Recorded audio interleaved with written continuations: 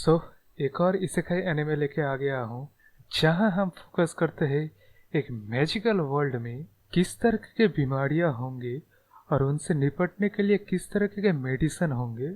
और एक 20th century के डॉक्टर अगर उस दुनिया में चला जाए तो उस डॉक्टर के नज़रिए से ये न्यू वर्ल्ड कैसा दिखेगा। तो स्टोरी के शुरुआत में हमें दिखाया जाता है हमारा एमसी कांजी अकोटानी कंप्लीटली फोकस है अपने काम में। तो यहाँ हमारा एमसी मेडिकल फील्ड में एक वर्ल्ड क्लास रिसर्चर एंड एक फार्मासिस्ट और प्रोफेसर भी है। कहने का मतलब है कांजी अकटानी अपना पूरा वक्त रिसर्च और काम में ही बिताता है। वेल ऐसा क्यों है? क्योंकि कांजी जब छोटा था उसके सिस्टर च्यू को एक ट्यूमर था जिसको रिमूव करने के लिए एक न्यू तरह के मेडिसिन का भी इस्तेमाल किया गया था, लेकिन च्यू बच नहीं पाया।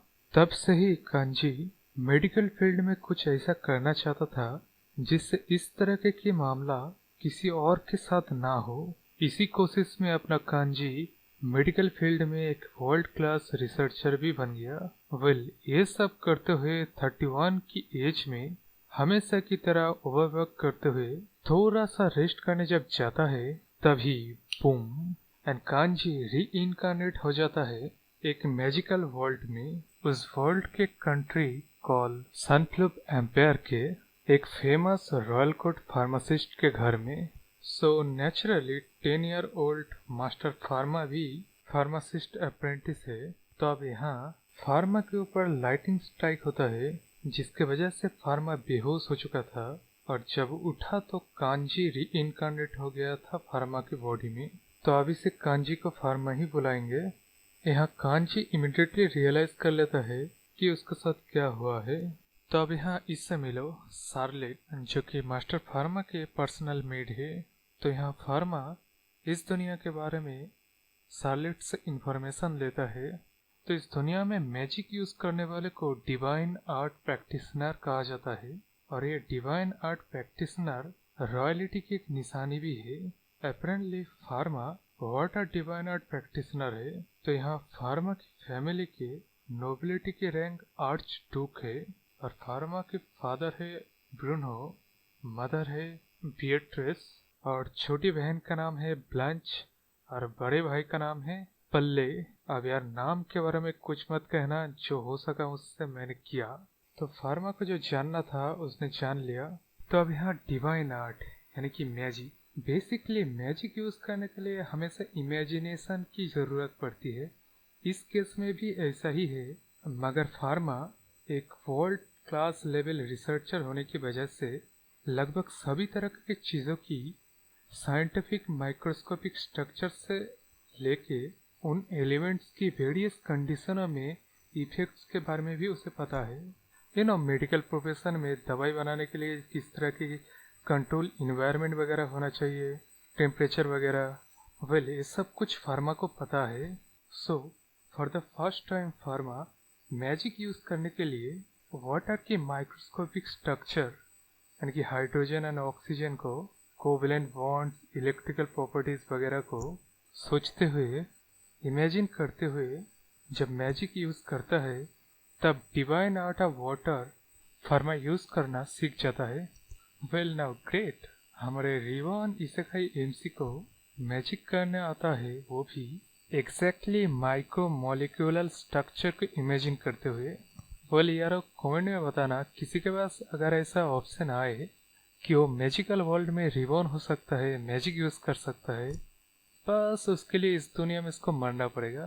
क्या कोई इस कॉन्ट्रैक्ट में साइन करेगा? कमेंट में ज़रूर से बताना। तो यहाँ फार्मा जब divine art of water use करता है तो लाइटनिंग स्ट्राइक से जो दोनों हाथ पे मार्क है, अकॉर्डिंग टू शार्लेट पैनिक थियोस के मार्क है जो कि इस दुनिया के गॉड भी है, वो चमकने लगता है और फार्मा मैजिक यूज कर लेता है। Pharma being a curious researcher, water divine art user होने के बावजूद भी pharma can create gold, sodium, sugar etcetera. तो फार्मा ये सब कुछ कर पा रहा है। जिस एलिमेंट के वो मॉलिक्यूलर स्ट्रक्चर को जानता है उसके ऊपर मैजिक अप्लाई करने पे फार्मा उस चीज़ को out of thin air create कर सकता है अपने लेफ्ट हैंड से एंड राइट हैंड से उस चीज़ को एलिमिनेट भी कर सकता है। अब इस तरफ एक famous royal court pharmacist house hold की वजह से फार्मा बचपन से ही फार्माकोलॉजी सीख रहा है। मगर इस दुनिया के मेडिकल नॉलेज हमारे अर्थ के सेंचुरीज अगो जिस तरह के मेडिकल नॉलेज होते हैं बिल्कुल वैसा है। यह भी एक फैक्टर है जो फार्मा रियलाइज करता है इस दुनिया में आने के बाद कि मेडिकल नॉलेज इस तरह होने के बावजूद भी बीमारियां तो वैसे के वैसे ही रहेंगे। मगर फार्मा के लिए इस दुनिया में मच बिगर थिंग है जो कि मैजिक है या कह लो डिवाइन आर्ट। सो एलियनार फार्मा के फादर के टॉप अप्रेंटिस है और फार्मा के टीचर भी फार्माकोलॉजी और डिवाइन आर्ट की। सो एलियनार तुरंत रियलाइज कर लेता है फार्मा यूजुअल एक्ट नहीं कर रहा है। सो इस तरफ फार्मा लाइटिंग स्ट्राइक की बहाना बना के बच जाता है। तब एलियनार फार्मा को फार्माकोलॉजी छोड़ के डिवाइन आर्ट के बारे में सिखाता है क्योंकि डिवाइन आर्ट रॉयलिटी की निशानी है। सो अब यहाँ डिटेल में पता चलता है डिवाइन आर्ट के बारे में। रॉयलिटी की मेंबर होने की वजह से इन लोगों के पास नेचुरल एप्टीट्यूड है डिवाइन आर्ट यूज करने की, और इन सब डिवाइन आर्ट यूजर के पास गार्डियन डिएटी भी है। सो फार्मा की गार्डियन डिएटी का नाम पैनिक थियोस है, मगर एलियनर की गार्डियन डिएटी का नाम हाइड्रोथियोस है। और डिवाइन आर्ट 5 कैटेगरियों में बांटा गया है, फायर, वाटर, अर्थ, विंड। इसके अलावा 5वां है नल एप्टीट्यूड, और इन सब के पॉजिटिव और नेगेटिव एक्सपेक्ट भी है। सो फार्मा यहाँ क्वेश्चन करता है ये नल एप्टीट्यूड क्या है। इसके बारे में ज़्यादा कुछ जानकारी नहीं है क्योंकि 3000 ईयर बीत गया है सिंस देन, अभी तक कोई नल एप्टीट्यूड यूज़र नहीं पाया गया है। इसके बाद फार्मा एक और सवाल करता है कि इनमें से कौन सा ऐसा एप्टीट्यूड है जो कि हर एक सब्सटेंस को अपने विल मैजिक की मदद से बना पाएगा। ऐसा किसी को देखा तो नहीं गया है, मगर अकॉर्डिंग टू एलियनार गॉड हिमसेल्फ या कोई मॉन्स्टर ही सारे एलिमेंट को यूज कर सकता है। मैजिक नॉलेज तो हो गया, अब प्रैक्टिकली में एलियनार एक वाटर स्पेल शो करता है फार्मा को।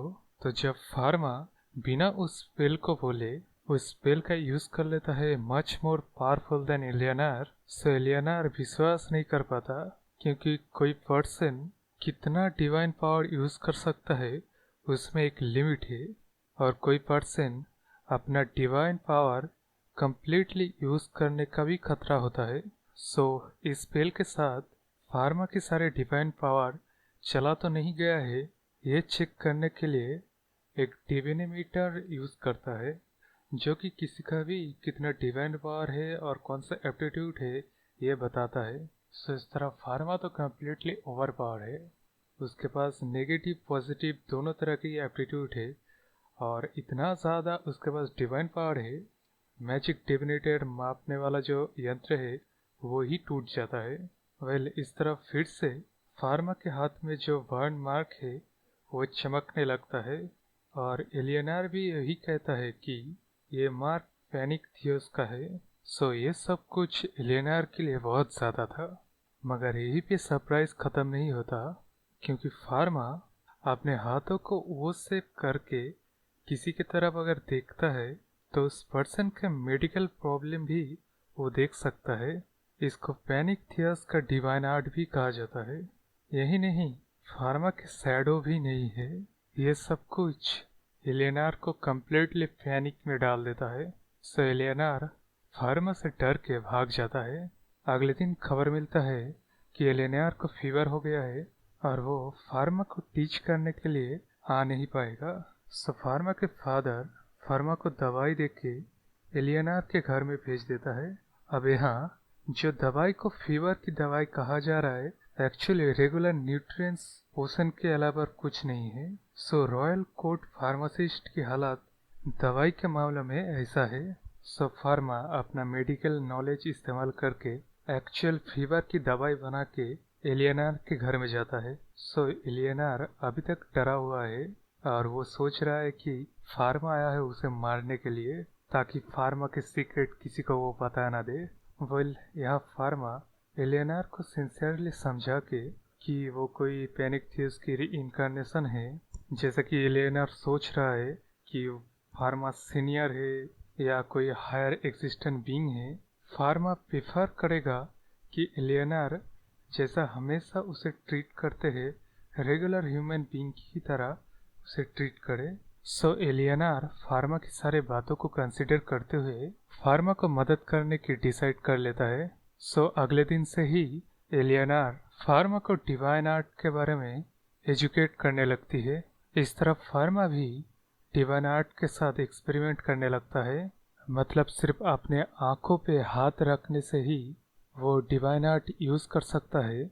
इसके अलावा किसी को कौन सी बीमारी है वो ब्लू कलर में दिखाई देती है, और जब फार्मा उस बीमारी को डायग्नोस कर देता है तब वो ब्लू कलर व्हाइट कलर में बदल जाती है। सो फार्मा पैलेस में काम करने वाले हर एक के पास कौन सी बीमारी है, पैलेस में काम करने वाले हर किसी को किस तरह की बीमारी है, उन सब को डायग्नोस करके एक लिस्ट बना लेता है। फार्मा को तो समझ आ गया था, भले ही एक मैजिकल वर्ल्ड है मगर यहाँ भी किसी के पास अगर शैडो नहीं है और किसी के पास अगर इस तरह के टेरिफाइंग पावर भी है तो सब लोग उसे हेरिटेज मान के मतलब एग्जीक्यूट कर देंगे या मार देंगे। मतलब रियलिटी में जैसा होता है, मतलब पुराने जमाने में होता था ना, किसी चीज को अगर समझाया नहीं जा सके तो उसे ब्लैक मैजिक या विच क्राफ्ट या तरह तरह की चीजों का नाम दे दे के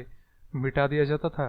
सो ये सब बातें फार्मा को अच्छी तरह से समझ में आ जाता है। तो उसे अगर इस दुनिया में रहना है तो उसे अपनी वर्थ को यानी कि मेडिकल नॉलेज से शो करना पड़ेगा। सो फार्मा अपनी कॉम्प्लिकेटेड मेडिकल नॉलेज से मतलब बात करते हुए सबके लिए दवाई बनाता है, और जब उन लोगों को देने जाता है तो उन लोगों के रिएक्शन को देख के फार्मा को समझ में आ जाता है कि ये एक क्लास बेस्ड सोसाइटी है। सो जो दवाई है उनके प्राइस भी उस तरह के ही होंगे। इसका मतलब कॉमनर्स भी दवाई को अफोर्ड नहीं कर पाते हैं, और जितना फार्मा ने देखा एक्सपेंसिव दवाई भी बस रेगुलर न्यूट्रिएंट्स के अलावा और कुछ नहीं है। सो इस दुनिया में मोर्टालिटी रेट बेहद बुरा है। सो पैलेस के सारे सर्वेंट दवाई रिसीव करके बेहद खुश हो गए थे। ये सब हुए कुछ वक्त बीत चुका था। फिर एक दिन फार्मा के बहन ब्लंच को चिकन पॉक्स हो गया था और ये बीमारी कंटेजियस है। सो ब्लंच को 3 हफ्तों तक अकेला रहना पड़ेगा। तो फार्मा ब्लंच के लिए मेडिसिन बना के उसको खिलाने जाता है। वहीं पे ब्लंच बोलता है कि उसके फादर बताया था कि इस बीमारी के लिए कोई दवाई नहीं है। तो फार्मा यहाँ झूठ बोल देता है और ब्लंच को इसको एक सीक्रेट रहने बोलता है। फार्मा की मेडिसिन की वजह से ब्लंच कुछ ही दिनों के बाद ठीक हो जाता है। सो जब फार्मा बातों बातों में ही बैक्टीरिया वायरस ब्लंच को मेंशन कर देता है तो उसको वो समझा नहीं पाता है कि ये क्या चीज़ है। मतलब माइक्रोस्कोपिक बैक्टीरिया मतलब कैसे समझाएगा। सो यहाँ ब्लंच को दिखाने या समझाने के लिए फार्मा एक लेवेनहुक माइक्रोस्कोप बनाता है। तभी पैलेस से हाउस कॉल आता है। सो फार्मा के फादर फार्मा को लेके एम्प्रेस से मिलने जाता है। वहाँ पे फार्मा देखता है किस तरह इस दुनिया के लोग बीमारी से डील करते हैं। मतलब किसी बुक को लेके स्टार की तरफ देख के कहता है अब वक्त हो गया है, प्रीस्ट को बुलाओ, एंड सिंपल एनेस्थेसिया टाइप पोशन लेके इलाज करने लगता है। सो यहाँ हर एम्प्रेस एलिजाबेथ द सेकेंड को निमोनिया हुआ है, in other words white death, जो कि एक इनक्योरेबल डिजीज माना जाता है। सो फार्मा उस सिचुएशन पे स्टेप अप करके एम्प्रेस से कहता है इस डिजीज का भी एक इलाज है। इस बात को लेके सब लोग अलग अलग बात करने लगता है। इवन फार्मा के फादर भी उसे रोकने की कोशिश करता है क्योंकि ये एक सच में बिग डील है। जिस बीमारी को इनक्योरेबल कहा जाता है, अचानक 10 साल का कोई बच्चा कहता है कि इस बीमारी की इलाज है। ये सब बात के बावजूद भी एम्प्रेस फार्मा को अलाउ करता है अपने को ट्रीट करने के लिए। सब यहाँ जब फार्मा उस मेडिसिन को बनाने लगता है तब उसके फादर आके फार्मा को रोकने लगता है, मगर फार्मा की पावर जो कि बिना किसी वांट या मैजिक इंकेंटेशन के बिना ही डिवाइन आर्ट यूज कर सकता है। और फार्मा के जो नॉलेज है जिसको उसने एक डायरी में लिख के रखा है, उन सबको देख के उसके फादर कहते हैं कि तुम कौन हो, ये सब करना फार्मा के लिए नामुमकिन है। तब फार्मा कहता है कि लाइटिंग स्ट्राइक के बाद उसे एक सपने में ये सब नॉलेज और पावर मिला है। और फार्मा के हाथों में वही बर्न मार्क चमकते हुए देख के फार्मा के फादर भी कहते हैं कि पैनिक थियर्स के ब्लेसिंग मिला है उसको, और फार्मा को अलाउ कर देता है हर मैजेस्टी को ट्रीट करने के लिए। लेकिन फार्मा को यहाँ सबको समझाना पड़ेगा कि यह डिजीज क्या है और इसका इलाज किस तरह वो कर रहा है। तो अब यहाँ फार्मा लेवेनहुक माइक्रोस्कोप की मदद से सबको दिखाता है कि इस बीमारी का रूट कॉज क्या है, और वो इलाज इसी रूट कॉज यानी कि माइक्रोस्कोपिक बैक्टीरिया को मार के कर रहा है, जो कि कॉज है वाइट डेथ का। सो यहाँ रॉयल पैलेस का तो काम हो गया है, मगर फार्मा के फादर समझ जाता है कि फार्मा वो लड़का नहीं है जिसको उसने रेस किया है, ये कोई और है। लेकिन फिर भी पैनिक थियोस, जो कि फार्मा के फैमिली के गार्डियन डिएटी है, उसके विल से ये सब कुछ वो एक्सेप्ट करता है। इसके बाद फार्मा उसके फादर को भी वही मेडिसिन देता है, क्योंकि फार्मा के फादर को भी वाइट डेथ है। इसके बाद अगले सीन में दिखाया जाता है हर मैजेस्टी की हेल्थ अब रिकवर हो चुका है, और रिवर्ट के तौर पे फार्मा के अप्रेंटिस स्टेटस को चेंज करके रॉयल फार्मासिस्ट का ओहदा देते हैं, और फार्मा को अपना एक नया क्लिनिक खोलने के लिए जो कुछ चाहिए था वो सब प्रोवाइड कर देता है।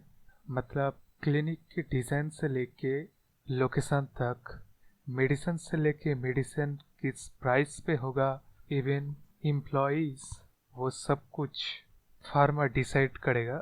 सो यहाँ हर मैजेस्टी की हेल्प की मदद से फार्मा अपने ड्रीम फार्मेसीज खोलने में कामयाब होता है। लेकिन खोलने के बाद एक महीना बीत गया है, लेकिन एक भी पेशेंट नहीं आया है। और हाँ, फार्मेसी का नाम पैरेलल वर्ल्ड फार्मेसी है। सो पेशेंट न आने की वजह प्रीटी ऑब्वियस है, क्योंकि ये क्लास बेस्ड सोसाइटी है और फार्मा एक आर्च डूक का बेटा है। So naturally common people royal status से डरता है। फिर भी अगर कोई आए तो उनको डर है कि रॉयल लोगों से उनको बात करना नहीं आएगा, इसके लिए रॉयल्टी उनको पनिश करेगा, या एप्रोप्रिएट कपड़े वगैरह पहनना चाहिए। प्राइस नेगोशिएबल है बोला गया है, लेकिन कॉमनर्स समझ रहे हैं कि कुछ ज़्यादा ही पैसे लगेगा ट्रीटमेंट लेने के लिए, जैसा कि हमेशा होता आया है। सो ये सब कुछ जानने के बाद फार्मा कुछ चेंजेस करता है, जिसकी वजह से धीरे धीरे पेशेंट आने लगे हैं पैरेलल वर्ल्ड फार्मेसी में। वो चेंजेस थे कॉस्मेटिक बना के फ्री सैंपल बांटना। पहले पहले लड़कियां आने लगी कॉस्मेटिक के लिए, उसके बाद पेशेंट आने लगे, और इस तरह फार्मेसी चलने लगा। सो अब यहाँ ब्रूनो यानी कि फार्मा के फादर को हर मैजेस्टी को ट्रीट करने के लिए रिवर्ट के तौर पे आर्च डची ऑफ मर्सियर, जिसको कि गेटवे ऑफ एम्पायर भी कहा जाता है, मर्सियर इस सिटी में अलग अलग देशों से गुड्स को ट्रेड किया जाता है, और यहाँ बेहद मात्रा में मेडिसिनल अर्ब भी पाया जाता है, रिवर्ट के तौर पे दिया गया है। सो इस टेरिटरी के काम काज को संभालने के लिए ब्रूनो लग जाता है, और फार्मा और उसकी छोटी बहन एलियनर और शार्लेट बीच में खेलने लगता है। यह देख के फार्मा को अपनी पिछली जिंदगी के बहन के बारे में याद आ जाता है, तो उसने ज़्यादा ध्यान नहीं दिया। सो ब्लिंच खेलते खेलते कुछ ज़्यादा ही गहराई में समंदर के चला गया था। सो यहाँ ब्लिंच को बचाने के लिए फार्मा अपनी दाहिने हाथ की डिवाइन आर्ट यूज़ करके ओशन वाटर को गायब कर दिया था। ये करते हुए चर्च में रहने वाले एक ऑर्फनेज लड़के ने देख लिया था। इसके साथ साथ फार्मा के पास कोई शैडो नहीं है ये भी देख लिया था, और ये बात सनफ्लेयर एम्पायर के चर्च के पास पहुंच गया था। सो चर्च के लोगों ने इन्वेस्टिगेट करना शुरू कर दिया था, और इसे एक हेरिटेज मानना भी शुरू कर दिया था। अब background information the temple is responsible newborn babies के जो कि डिवाइन आर्ट यूज कर सकता है उनके कौन से गार्डियन डीएटी होंगे। और द टेम्पल इतना ज़्यादा ताकतवर है वो इंटरनेशनली न्यूबॉर्न बेबीज जो कि डिवाइन आर्ट यूज कर सकता है उनको रिस्टोक्रेटिक स्टेटस भी दिलवा सकता है।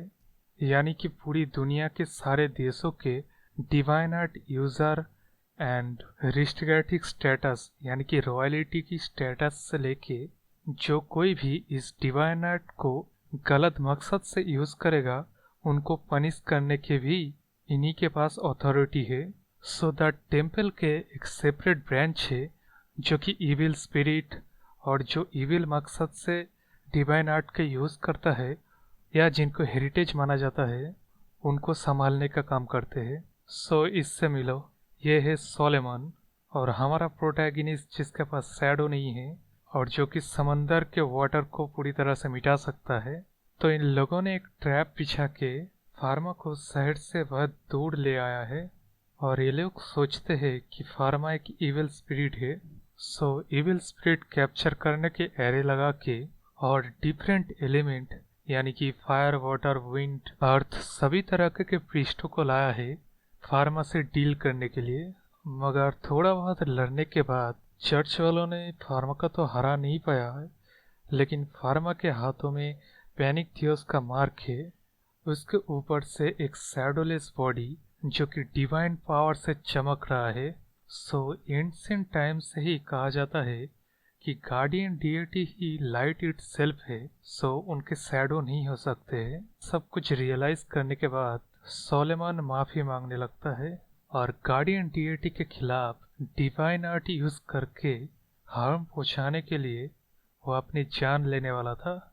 लेकिन सोलेमन पहले से ही घोड़े से गिर के पैरों में एक बेहद बड़ा घाव हो गया था जिसको कि ऑपरेशन के मदद से ही ट्रीट किया जा सकता है। इसके बिना सोलेमन मर जाएगा। सो फार्मा उसकी जान बचाने के लिए सोलेमन के ऊपर ऑपरेट करके सोलेमन की जान बचा लेता है। इसके बाद कुछ दिन बीत जाता है। अगले सीन में दिखाया जाता है सोलेमन फार्मा को एक डिवाइन आर्टिफैक्ट द पैनिक रैप्टोस जो कि एक डिवाइन बॉन्ड है और ये डिवाइन बॉन्ड इस दुनिया का नहीं है। सो इस दुनिया के मॉर्टल द पैनिक रैप्टोस को टच भी नहीं कर सकता है। तो जब फार्मा उठाता है तो फार्मा को डिवाइन रैप्टोस एक्नॉलेज करता है और उसका बन जाता है। मगर फार्मा जब उस डिवाइन बॉन्ड को एलियनार को देने की कोशिश करता है तब एलियनार टच भी नहीं कर पाता। तो इस डिवाइन बॉन्ड और एक डिवाइन पावर सप्रेशन टेलिस्मैन भी देता है जिसकी वजह से फार्मा के पास शैडो आ जाता है। सो ये दो चीज सोलेमन ऐसा एपोलॉजी और एक गिफ्ट की तरह देता है फार्मा को। सो अब फार्मा की पैरेलल फार्मेसी जो मॉडर्न साइंस मेडिसिन बनाता है वह बेहद इफेक्टिव है। सो नेचुरली लोग इस तरह के मेडिसिन खरीदना चाहेगा और सिर्फ एक फार्मेसी होने की वजह से बहुत से लोगों को मेडिसिन नहीं मिल पाता है। ऊपर से लोकल फार्मेसी गिल्ड जो कि पूरे शहर भर में बेहद सारे छोटे छोटे फार्मेसी से बना है। सो ये यूनियन फार्मा के किसी भी मेडिसिन को अप्रूव नहीं कर रहा है। सो लोगों को नेचुरली मिल भी नहीं पा रहा है इफेक्टिव मेडिसिन। सो फार्मा डिसाइड करता है वो अपना ही एक गिल्ड बनाएगा। सो इस तरह जो लोकल फार्मेसी गिल्ड बना है वो छोटे छोटे फार्मेसी से बना है और इन सभी फार्मेसी में भी उसी तरह के मेडिसिन के तौर पे सिर्फ न्यूट्रिएंट्स पोषण के अलावा और कुछ नहीं है। सो इस गिल्ड का एक मेंबर उसके डॉटर को एक सीवियर फॉर्म ऑफ कोल्ड हो गया है जिसको कि इन्फ्लुएंजा भी कहा जाता है। सो वो पर्सन खुद एक फार्मासिस्ट होने के बावजूद भी जब अपने डॉटर को क्योर नहीं कर पाता है तब अपना फार्मा उसके डॉटर को क्योर कर देता है। तब से ही वो आदमी पहला मेंबर बना अपने फार्मा का new guild call compounding guild का। अब यहाँ हर साल पूरे एक महीने के लिए कैपिटल में जाइगेंटिक ट्रेड फेयर होस्ट किया जाता है। इस ट्रेड फेयर में पूरी दुनिया से मर्चेंट एम्पेरियल सिटी में गैदर होते हैं और ये ट्रेड फेयर जितना बेनिफिशियल मर्चेंट के लिए है उतना ही ज़्यादा खतरा रहता है पूरी दुनिया के किसी एक कोने का बेहद ही खतरनाक डिजीज पूरी दुनिया में फैल जाना थ्रू मर्चेंट और मर्चेंडाइज से। सब ने नेबरिंग कंट्री कॉल नीदरलैंड के एक आइलैंड फॉन्टे आइलैंड के ऊपर एक एपिडेमिक का अटैक हुआ है। उस आइलैंड में रहने वाले हर एक मेंबर जो कि 1000 के करीब है सब मर गए हैं। इस मामले को करीब से देखने के लिए 2 रिसर्चर को भी भेजा गया था, कुछ सैंपल्स को भी लाने के लिए भी, मगर वो दोनों रिसर्चर भी मर गए। मतलब ये डिजीज हाईली कंटेजियस भी है। अब यहाँ चिंता करने वाली बात यह हो गई, नीदरलैंड से भेजा हुआ कार्गो शिप जो कि फॉन्टे आइलैंड के सामानों से भरा पड़ा हुआ है और वो सामान कैपिटल में आने के लिए निकल भी चुके हैं। मगर अच्छी बात यह है कि वो सामान मर्सियर में ही उतरेंगे। मगर बुरी बात यह है कि ग्रेडी मर्चेंट अपने फायदे के लिए कुछ भी कर सकता है। इसके अलावा फार्मा को पता चला इस डिजीज के बारे में जो कि है ब्लैक डेथ, और इस डिजीज का मोर्टेलिटी रेट 30 to 60% है। मतलब समझ रहे हो।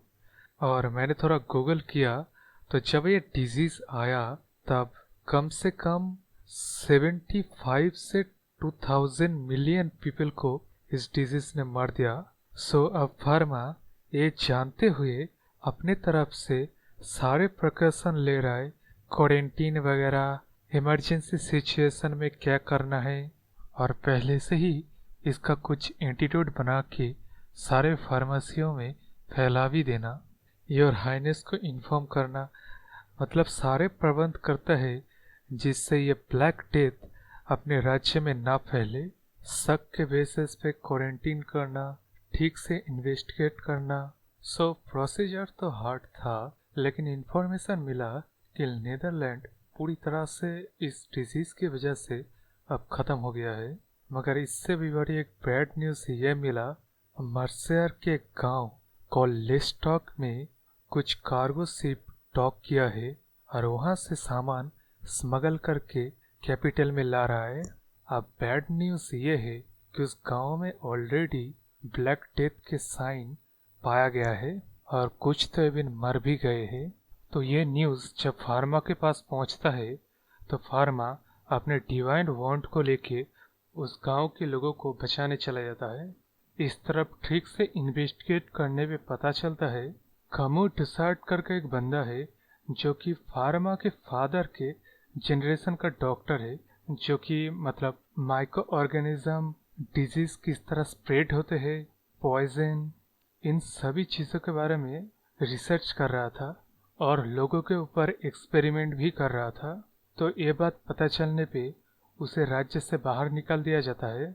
वही बंदा नीदरलैंड में जाके इस ब्लैक डेथ डिजीज को फैला के पूरे राज्य को खत्म करने के बाद कैपिटल में स्कोरेल चूहे की मदद से इस डिजीज को फैलाने की कोशिश कर रहा था। मगर अपना फार्मा आके उसको डिफीट कर देता है। और फार्मा तो पहले से ही इस डिजीज को ना फैलने देने के लिए बहुत कुछ कर रहा था। तो कैपिटल बच जाता है और एनिमे यहीं तक था। Okay bye.